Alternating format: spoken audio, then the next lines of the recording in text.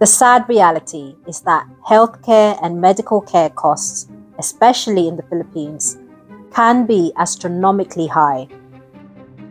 If you are lucky enough not to be hospitalized in the Philippines, then you've just managed to get away from potentially becoming bankrupt. What can we do now to financially prepare ourselves for healthcare and future medical costs? Well, the first thing to think about here is, where are you planning to retire? So I think we can all agree here that healthcare and medical costs should be included with our financial planning for our retirement. Unfortunately, as I mentioned in my previous video, many of our parents and their friends who have retired or are retiring were massively underprepared for their retirement years. Our parents came to the UK believing it was the land of opportunity. And it was, but only for those who knew where to look. Most Filipinos didn't. Language barriers, exhausting jobs, fear of doing the wrong thing. They stayed safe and stayed small. And today, many retirees look back, wishing someone had told them how to build wealth, how to save, how to invest, and how to thrive. We can't change their past, but we can change our future. For every Filipino in the UK watching this, it's not too late. Despite the current climate in the UK, I still believe that we're living in a country that is still full of opportunities. The answer always lies within us, to allow and enable ourselves to access the abundance of opportunities our parents never did. Hello, I'm Lani, a lawyer, entrepreneur, and mum of two living in the UK. I'm a second-generation Filipina, and this is my channel for second-generation Filipinos and adult children of immigrants. The first generation helped us survive. Now we have the opportunity to learn to thrive and to gift that legacy to our children and their children. This channel is for all of us to learn, share, and discuss important things such as money, finances, pensions, business, investments, personal development, and anything that matters to you and our community. In the last video, we raised our awareness regarding pensions in the UK, and based on the current statistics, we also discussed the average annual UK salary, the full state pension income, the average UK private pension income, the current average lifestyle cost of a single retiree, as well as a retired couple, and the average savings we should expect to have saved to cover at least the first 20 years of retirement from the age of 67 or 68 up to the age of 87 or 88, based on the type of lifestyle we want to have when we retire. If you've not watched that yet, I would urge you to please watch that, as the numbers are indeed very sobering and should definitely make us think about what we should do now to have the kind of retirement that we want.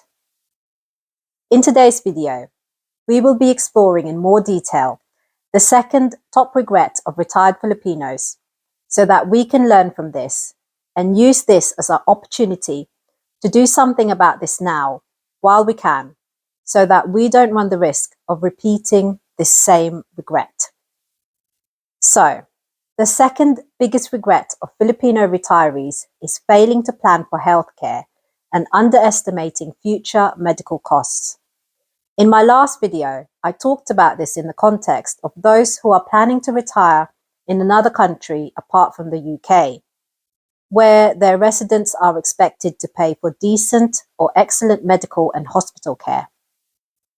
While thinking more about this topic, I think it's also applicable for those who are thinking of retiring in the UK, since illness can have a huge impact on our finances and daily living, especially if this is serious and/or terminal, and we have a family to support, even if healthcare is free and accessible here in the UK. Right, so I think we can all agree here that healthcare and medical costs should be included with our financial planning for our retirement. Unfortunately, as I mentioned in my previous video, many of our parents and their friends who have retired or are retiring were massively underprepared for their retirement years. Many of them, like my parents, decided to return to the Philippines and retire there permanently. Most of them, however, did not prepare for their healthcare and medical costs. This is because of a combination of things. Number one is that because they have been healthy throughout their lives, meaning they never had any serious medical issues such as diabetes or obesity, they believed that they could carry on living healthily in their retirement years. Or number two, they believed that even if they were to develop health issues or they already have health problems before they even reach retirement age, that they would be able to afford to pay for their medical costs. The sad reality is that healthcare and medical care costs, especially in the Philippines, can be astronomically high. If you are lucky enough not to be hospitalized in the Philippines, then you've just managed to get away from potentially becoming bankrupt. If, however, you will be one of the unfortunate ones, then hold on to your hats, because the numbers may again force you to think about your finances and planning for retirement now or as soon as you can. I've had personal experience of this in 2023 with my dad when he was diagnosed with stage 4 cancer and was required to have spinal surgery. In total, we paid roughly 2.5 million pesos, or just over £35,000, for his hospital bills, medicines, physiotherapy, and other medical costs. And bear in mind that this was in a province in the Philippines and was not actually in Manila. And we paid for private hospital care there. Fortunately, my dad had thriving businesses in the Philippines, which paid for all of his healthcare costs. Had he not had his businesses in place, I don't know where he would have got the money from to pay for his hospital and medical expenses. For my husband and I to have had first-hand experience of this while we were in the Philippines for our first family holiday there, it was a very humbling and sobering experience. It made us very grateful and even more appreciative of my dad and his financial planning. One of his friends was not so fortunate. This friend retired in the Philippines but relied on their pension income only. They had no savings and no other income sources. Unfortunately for this friend, they were diagnosed with having serious medical issues linked to their kidneys. And in the end, they were forced to return to the UK for their continued medical care. They were fortunate to have a friend who was also a doctor in the Philippines and who treated them for free. Without this doctor friend, they would have easily forked out at least 1 million pesos to 2 million pesos for their hospital care and medicines, money they simply did not have. Another example are parents of family friends who suffer from type 2 diabetes. In the UK, their medicines and healthcare costs are free of charge. Many want to retire in the Philippines and have built their retirement homes there many years before they even reached retirement age. But that's another video for another time. And while they may be able to easily afford their ongoing medical costs, the fear for them is the risk of having medical complications as a result of their diabetes and having to be hospitalized and requiring multiple surgeries for several years. They're aware that these costs can easily spiral out of control. Because of this, they have decided not to retire permanently in the Philippines.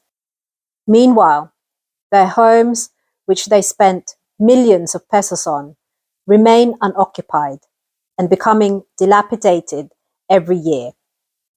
As stated, this is another video in the making, as I know many of you have first-hand experience or know of Filipinos who have already built their retirement homes in the Philippines, even though they have at least 10 to 15 years or possibly longer before reaching retirement age.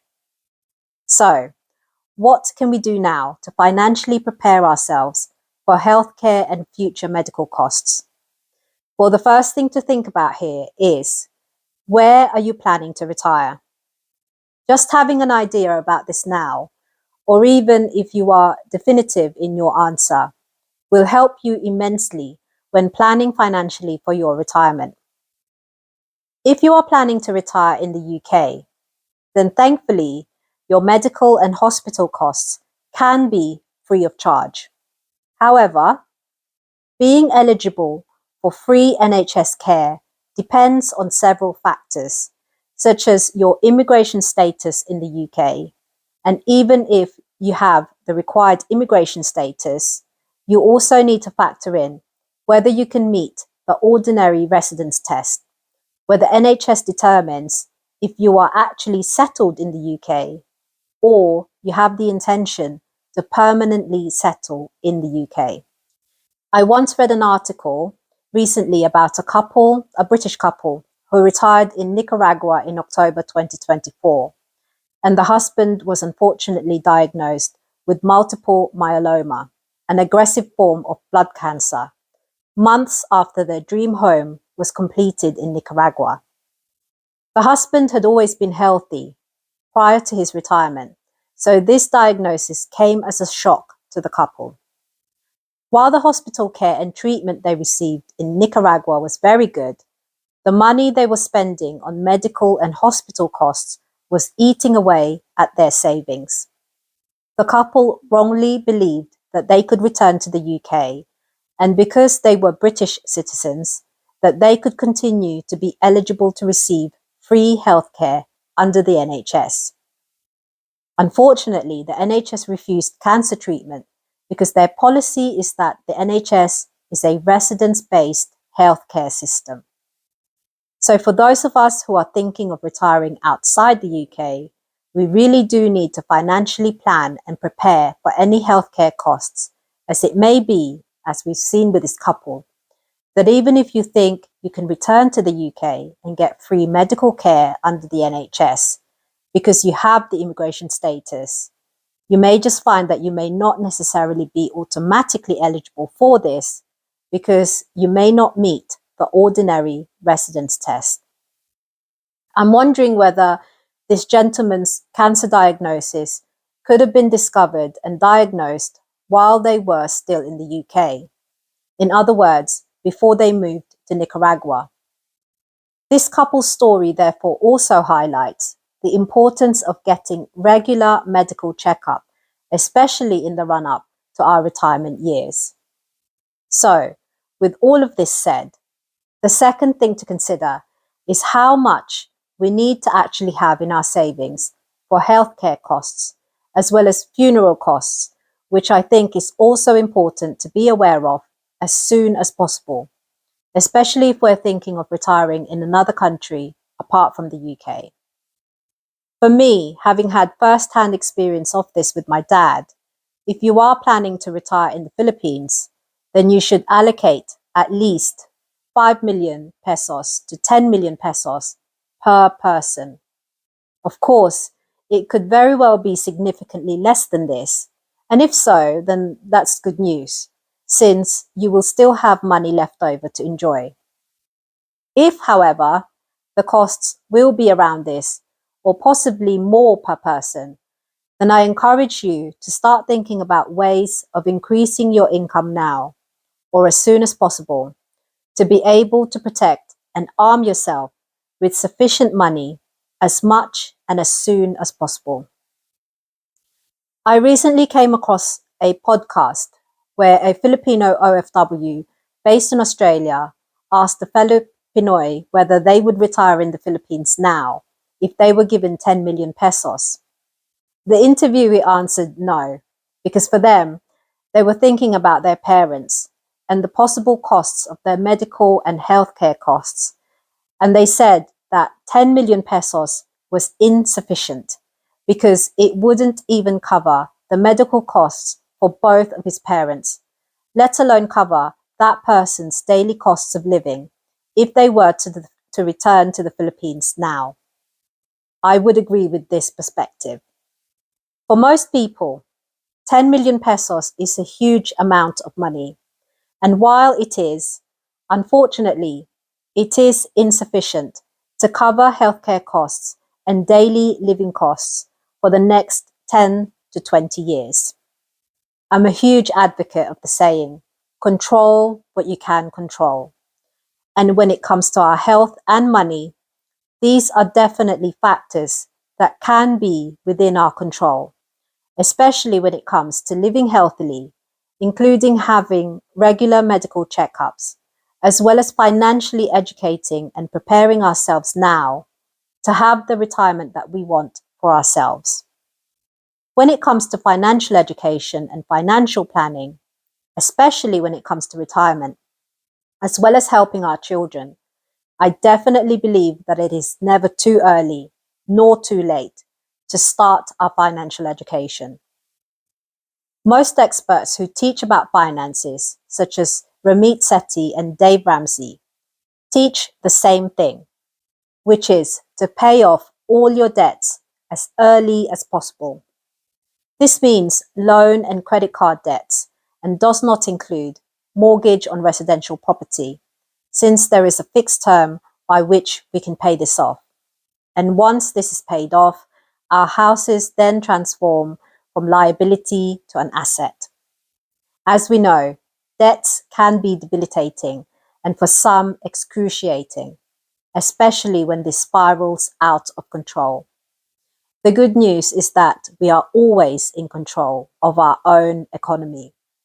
This means that if we can get ourselves into debt, we are in control of getting ourselves out of debt. We cannot bury our heads in the sand and hope for the debt to go away. This simply does not happen. If this means living below our means for the next 3 to 5 years, then so be it.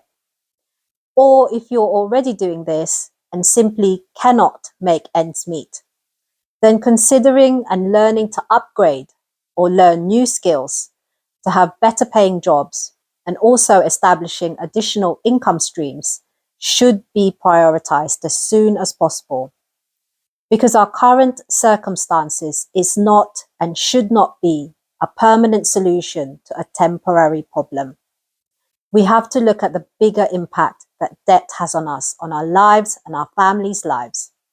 Debt can not only have a negative financial impact, but can also have a detrimental impact on our mental and sometimes physical health.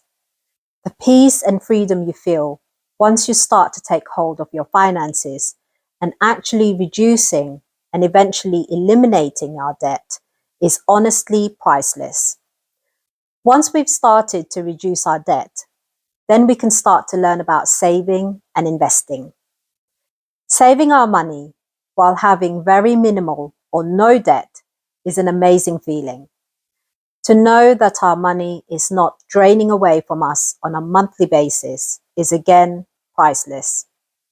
If you are fortunate enough to save and also invest, then I would encourage you to do that as soon as you can, especially investing in the stock market.